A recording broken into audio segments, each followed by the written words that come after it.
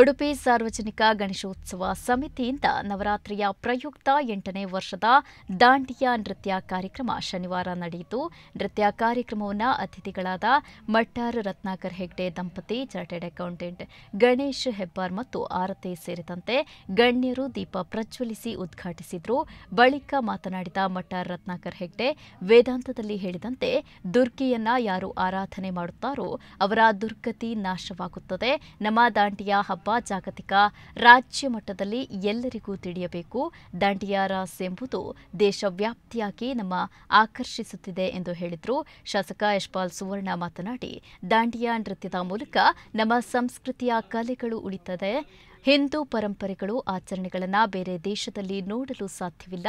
ನಾವೆಲ್ಲರೂ ಒಗ್ಗೂಡಿ ನಮ್ಮ ಸಾಂಸ್ಕೃತಿಕ ಪರಂಪರೆಯನ್ನು ಉಳಿಸಬೇಕು ಎಂದು ಹೇಳಿದರು. ಇದೇ ಸಂದರ್ಭದಲ್ಲಿ ಉದ್ಯಮಿ ಅಮಿತ್ ಅರವಿಂದ್ ದಂಪತಿ, ಮನೀಶ್ ಜತ್ತನ್ನ ದಂಪತಿ ವೇದಿಕೆಯಲ್ಲಿ ಉಪಸ್ಥಿತರಿದ್ದು ಕಾರ್ಯಕ್ರಮಕ್ಕೆ ಶುಭ ಹಾರೈಸಿದರು. ಬಳಿಕ ಉಡುಪಿ ದಾಂಡಿಯಾ ಜಾನಪದ ನೃತ್ಯಕ್ಕೆ ಚಾಲನೆಯನ್ನ ನೀಡಿದರು.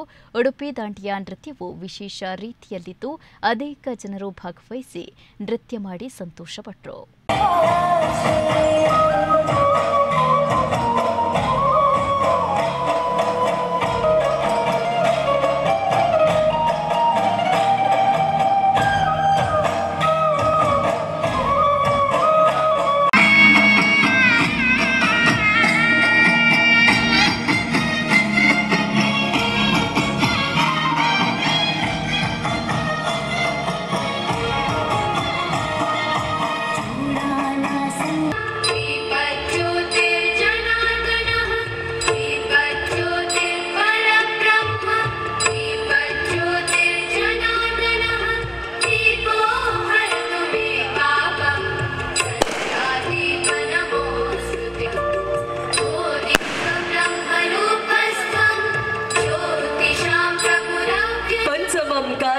ಎಂಬಂತೆ 5 ಜನ ದಂಪತಿಯವರು ಸೇರಿ ಈ ದೀಪ ಪ್ರಜ್ವಲನೆ ನಡೆಸುವಂತಹ ಶುಭ ಸಂದರ್ಭ, ಶುಭಗಳಿಗೆ ಇದುವೇ ನಮ್ಮ ಉಡುಪಿ ದಾಂಡಿಯಾ 2025.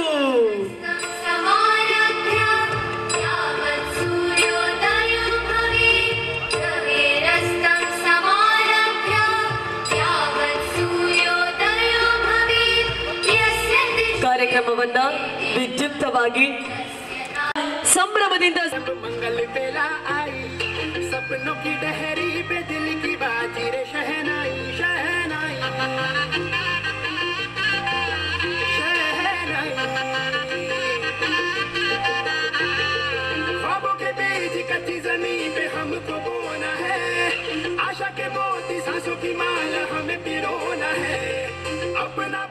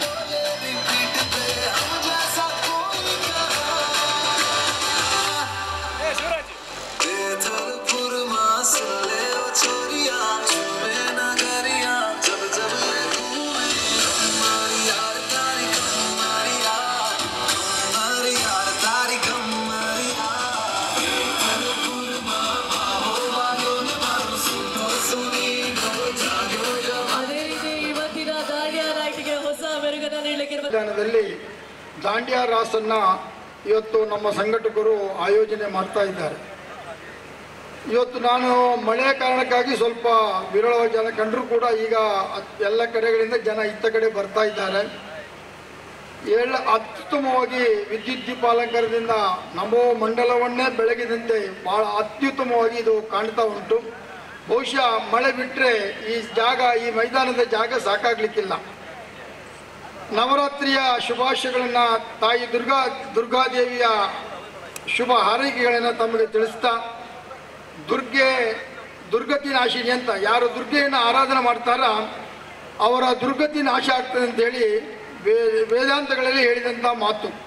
ಆ ಕಾರಣದಿಂದ ನಾವು ಬಹುಶಃ ಇವತ್ತು 6ನೇ ದಿನವನ್ನು ತಲುಪಿದ್ದೇವೆ. ಕಳೆದ 9 ದಿನಗಳಲ್ಲಿ ನಾವು ನವರಾತ್ರಿಯನ್ನು ಆಚರಣೆ ಮಾಡ್ತೇವೆ. ಅದು ಕೂಡ ಈ ಬಾರಿ 10ನೇ ದಿನಕ್ಕೆ ವಿಜಯದಶಮಿ ಆದರೆ 1 ದಿನ ಜಾಸ್ತಿ ಅಂತ ಹೇಳ್ತಾ ಇದ್ದಾರೆ. 11 ದಿನ ಒಟ್ಟಾರೆಯಾಗಿ ಈ ಒಂದು ನಾಡ ಹಬ್ಬ, ನಮ್ಮ ಹಬ್ಬ ಜಾಗತಿಕ ಮಟ್ಟದಲ್ಲಿ ಅಥವಾ ದೇಶದ ಮಟ್ಟದಲ್ಲಿ ಅಥವಾ ನಮ್ಮ ರಾಜ್ಯ ಮಟ್ಟದಲ್ಲಿ ಅದ್ಧೂರಿಯಾಗಿ ನಡೆಯುವಂಥ ಕಾರ್ಯಕ್ರಮ.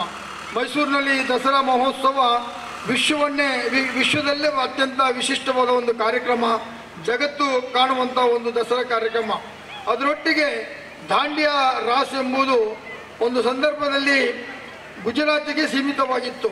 ಗುಜರಾತಿನಿಂದ ಆರಂಭವಾದಂಥ ದಾಂಡಿಯಾ ರಾಸ್ ಮತ್ತು ರಾಜಸ್ಥಾನದ ಒಂದು ಸ್ವಲ್ಪ ಭಾಗದಲ್ಲಿ, ಆನಂತರ ಮುಂಬೈಯಲ್ಲಿ, ಆನಂತರ ದೇಶವ್ಯಾಪಿಯಾಗಿ ಈ ದಾಂಡಿಯಾ ರಾಸ್ ಇವತ್ತು ನಮ್ಮನ್ನು ಆಕರ್ಷಣೆ ಮಾಡ್ತಾ ಇದೆ.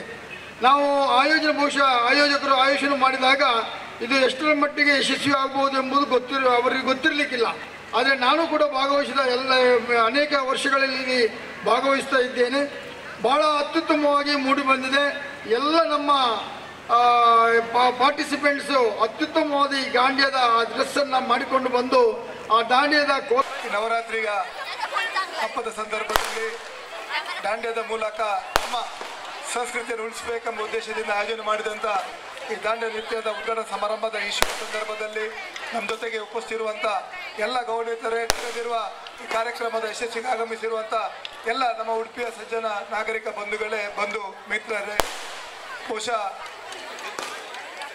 ಇಡೀ ದೇಶದೆಲ್ಲೆಡೆ ನವರಾತ್ರಿ ಸಂಭ್ರಮವನ್ನು ವಿಶೇಷ ರೀತಿಯಲ್ಲಿ ದಾಂಡಿಯಾ ಇರ್ಬೋದು, ಧಾರ್ಮಿಕ ಆಚಾರ ವಿಚಾರಗಳಿಂದ ಆಚರಣೆ ಮಾಡ್ತೇವೆ. ಬಹುಶಃ ಇಡೀ ವಿಶ್ವದಲ್ಲಿರುವಂಥ ಏಕೈಕ ಹಿಂದೂ ರಾಷ್ಟ್ರ ನಮ್ಮ ಭಾರತ. ಬಹುಶಃ ಇಂಥ ಪರಂಪರೆಗಳು, ಇಂಥ ಒಂದು ಆಚರಣೆಗಳು ಬಹುಶಃ ನಮ್ಮ ದೇಶವನ್ನು ಹೊರತುಪಡಿಸಿದರೆ ಬೇರೆ ಯಾವುದೇ ದೇಶದಲ್ಲಿ ನಮಗೆ ಕಾಣಲಿಕ್ಕೆ ಸಿಗುವುದಿಲ್ಲ. ಅದರಿಂದ ಇವತ್ತು ಸಾರ್ವಜನಿಕ ಗಣೇಶೋತ್ಸವ ಸಮಿತಿ ಕಡಿಯಲ್ಲಿ ಅವರು ಈ ದಸರಾದ ಸಂಭ್ರಮಾಚರಣೆಗೆ ಇನ್ನಷ್ಟು ಮೆರುಗು ನೀಡಬೇಕು, ನಮ್ಮ ಸಂಸ್ಕೃತಿಯನ್ನು ಉಳಿಸಬೇಕು, ಆ ಮೂಲಕ ನಮ್ಮ ಇನ್ನು ಸಮಾಜವನ್ನು ಒಗ್ಗೂಡಿಸಬೇಕೆಂಬ ಉದ್ದೇಶ ಇಟ್ಕೊಂಡು ಈ ಕಾರ್ಯಕ್ರಮ ಆಯೋಜನೆ ಮಾಡಿದ ಸಾರ್ವಜನಿಕ ಗಣೇಶೋತ್ಸವ ಸಮಿತಿ ಅಧ್ಯಕ್ಷರು, ಪದಾಧಿಕಾರಿಗಳಿಗೆ ಈ ಸಂದರ್ಭದಲ್ಲಿ ನನ್ನ ವಿಶೇಷವಾದ ಅಭಿನಂದನೆ ಸಲ್ಲಿಸುತ್ತಾ, ಭಾಗವಹಿಸಿರುವ ಎಲ್ಲ ಪ್ರತಿಭೆಗಳು ತಮ್ಮ ಉತ್ತಮ ಪ್ರದರ್ಶನ ನೀಡಲಿ ಅಂತ ಶುಭವನ್ನು ಹಾರೈಸುತ್ತಾ, ಬಹುಶಃ ಇಂತಹ ಕಾರ್ಯಕ್ರಮಗಳು ಇನ್ನಷ್ಟು ಹೆಚ್ಚೆಚ್ಚು ನಮ್ಮ ಭಾಗದಲ್ಲಿ ಆಗಬೇಕಾಗಿದೆ. ಏಕೆಂದರೆ ಯುವ ಸಮಾಜವನ್ನು ಇನ್ನಷ್ಟು ನಮ್ಮ ಧಾರ್ಮಿಕ ವಿಚಾರದಲ್ಲಿ ತೊಡಗಿಕೊಳ್ಬೇಕಾದ್ರೆ ಇಂಥ ಕಾರ್ಯಕ್ರಮಗಳನ್ನು ಹೆಚ್ಚೆಚ್ಚು ಆಯೋಜನೆ ಮಾಡಬೇಕು. ನಮ್ಮ ಹಿಂದೂ ಬಾಂಧವರು ಕೂಡ ಹೆಚ್ಚು ಸಂಖ್ಯೆಯಲ್ಲಿ ಭಾಗವಹಿಸಿದಾಗ ಮಾತ್ರ ನಮ್ಮ ಸನಾತನ ಸಂಸ್ಕೃತಿಯನ್ನು ಉಳಿಸಿ ಬೆಳೆಸಲಿಕ್ಕೆ ಸಾಧ್ಯವಾಗ್ತದೆ. ದೃಷ್ಟಿಯಲ್ಲಿ ನಿಂತಿರುವ ಎಲ್ಲರಿಗೆ ನವರಾತ್ರಿಯ ಶುಭಾಶಯಗಳೊಂದಿಗೆ ಮುಂದಿನ ದಿನಗಳಲ್ಲಿ ಇನ್ನಷ್ಟು ಈ ಒಂದು ಗಣೇಶೋತ್ಸವ ಸಮಿತಿ ಮೂಲಕ ಇನ್ನಷ್ಟು ಈ ಭಾಗದಲ್ಲಿ ಸಾಮಾಜಿಕ, ಧಾರ್ಮಿಕ, ಶೈಕ್ಷಣಿಕ ಚಟುವಟಿಕೆಗೆ ವಿಶೇಷವಾದ ಪ್ರೋತ್ಸಾಹ